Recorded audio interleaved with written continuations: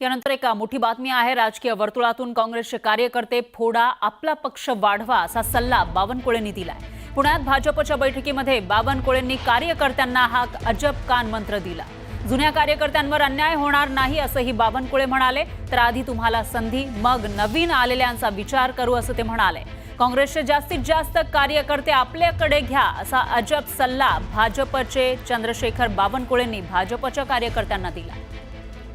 आणि याविषयी अधिक माहितीसाठी आपले प्रतिनिधी अभिजित पोते हे आपल्या सोबत जोडले गेले आहेत। अभिजित, काय सांगाल? भाजप राज्यातला, देशातलाही सगळ्यात मोठा पक्ष, मात्र काँग्रेसचे जे कार्यकर्ते आहेत ते फोडण्याचा सल्ला प्रदेशाध्यक्ष असलेले चंद्रशेखर बावनकुळे देताना दिसतायत। खरं आपण पाहतोय की पुणे जिल्ह्याची आज एक महत्त्वाची आढावा बैठक जी आहे ती पुण्यात पार पडली। प्रदेशाध्यक्ष चंद्रशेखर बावनकुळे खरं तर या बैठकीसाठी होते।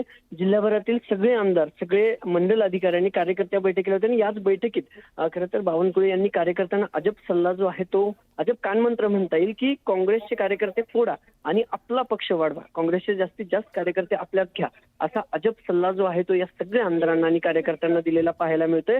त्यातच बोलताना त्यांनी असं देखील म्हटले की तुमच्यावर अन्याय होणार नाही, तुम्ही जरी दुसरे कार्यकर्ते घेत असाल तर तुमच्यावरती कुठल्याही प्रकारचा अन्याय आम्ही करणार नाही, आधी तुम्हाला संधी देऊ आणि मग त्यांचा विचार करू।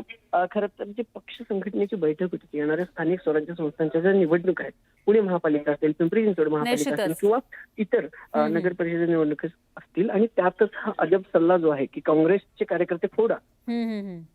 निश्चितच अभिजित, एकूणच असं म्हणता येईल की देशामध्ये सत्ता आहे भाजपची, राज्यात आहे, आणि त्याच्यानंतर आता ज्या पालिकेच्या किंवा स्थानिक स्वराज्य संस्थेच्या निवडणुकीमध्ये सुद्धा आपलं वर्चस्व निर्माण करण्यासाठी काँग्रेसचे जे कार्यकर्ते उरलेले आहेत तेही आपल्याकडे घ्या असं त्यांचं म्हणणं असावं। तर धन्यवाद तुम्ही दिलेल्या या सविस्तर माहितीसाठी।